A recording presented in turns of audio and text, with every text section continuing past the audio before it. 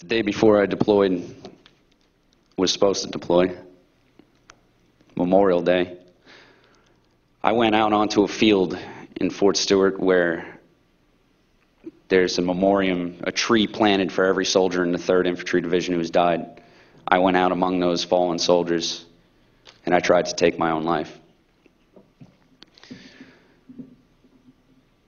I took pills, and I went back to my regular poison of vodka and drank until I couldn't drink anymore.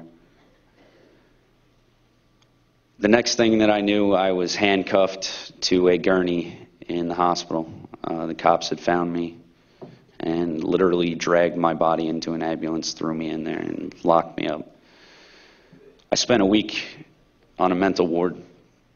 Now, mind you, I had been diagnosed because I had finally sought mental health because I thought I was having a heart attack. I believed myself to be strong.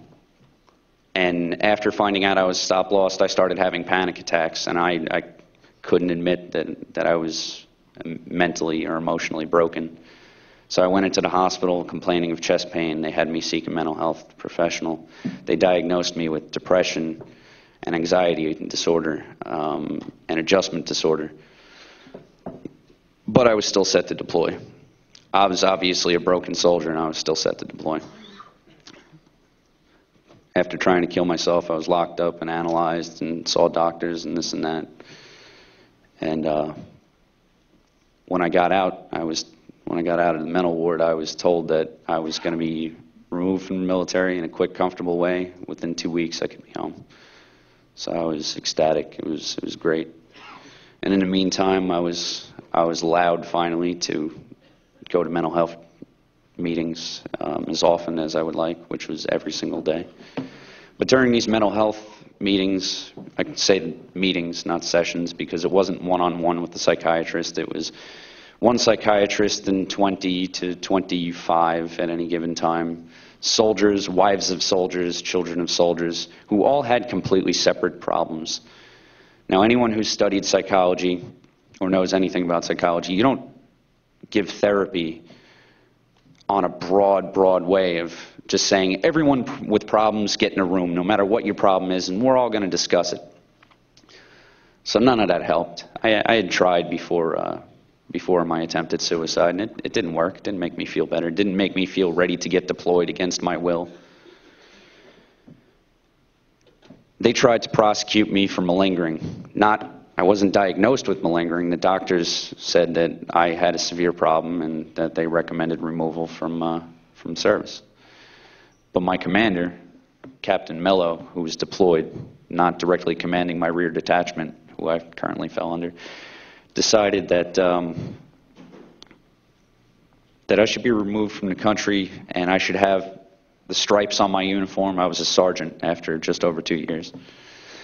I should have the stripes stripped. They should take money from me, possibly put me in jail. And when I went to legal counsel, the military lawyers on Fort Stewart, and I asked for help to fight this Article 15 non-judicial punishment from my commander, they said, no, you need to give up this fight because people try to fight it and all it does is bring down the military and blah, blah, blah. And I was refused help by the legal attorneys because they were wearing bars and they were wearing oak leaves on their collars because they were officers and they didn't want to be slanderous to the military. They didn't want to bring down their own career by supporting me and fighting what was wrong in illegal order to void my contract.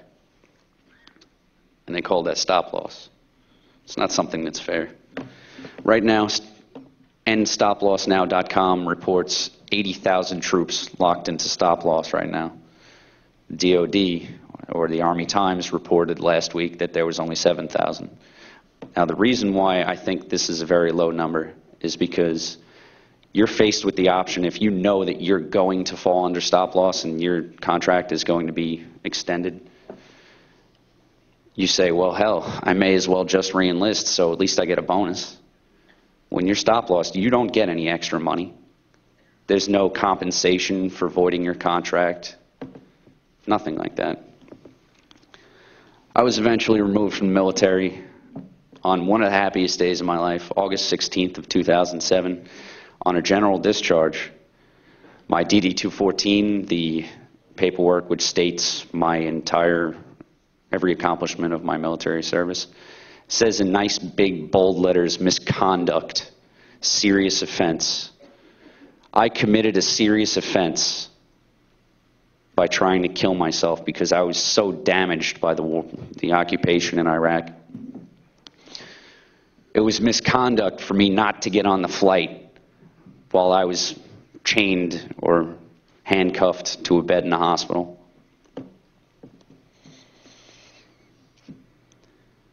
So I lost my college benefits. The one thing that really gave me hope in life that I was looking for, you know, I was going to be a student. I didn't know where, I didn't know what I was going to study, but I knew I was going to college in September of '07. That didn't happen. Now I can't pay for it. My money is disappearing. Between VA visits and personal instability, I've found it extremely hard to find a job. To tell you the truth, I haven't really looked because I'm having a rough time. So I deliver pizzas on Wednesdays. That's what I am now, a pizza delivery boy. I was a sergeant, I was a leader, I was a trainer, I was very well thought of.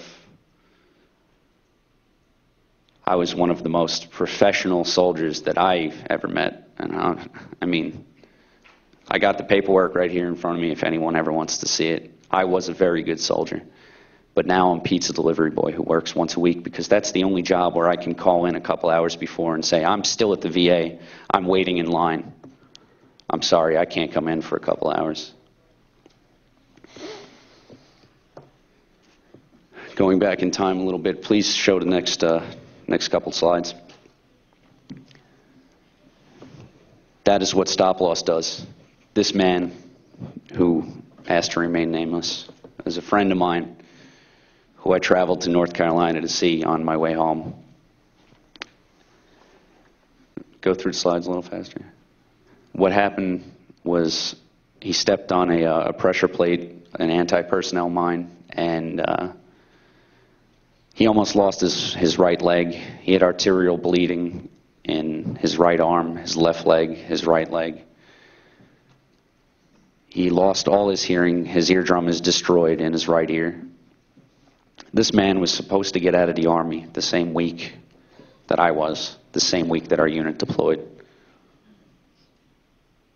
So I'm faced forever with, that could have been me. Or if I were there, maybe things could have been different. This is someone who was in my platoon I served with for a year. I knew him very, very well. When I came into the hospital and I was feeling guilty about killing myself or trying to kill myself, what this man said to me as soon as I walked in the room was not, hey, how you doing? Not, dude, you're a bad person for not coming over there with us or whatever. He looked at me with an intense look in his eyes and he said, dude, you're not going over there, right? And that filled my heart with something that no one else could have done. He Thank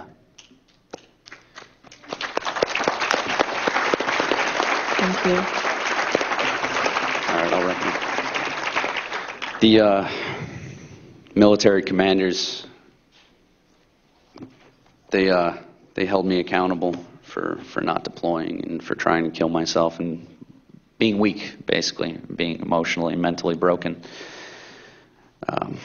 Major Wesner, Captain Mello, Lieutenant Colonel Agee, First Sergeant T2, and Sergeant Major Altman, I have one message for you. And that is something that is internationally understood across the world. And that's this: peace.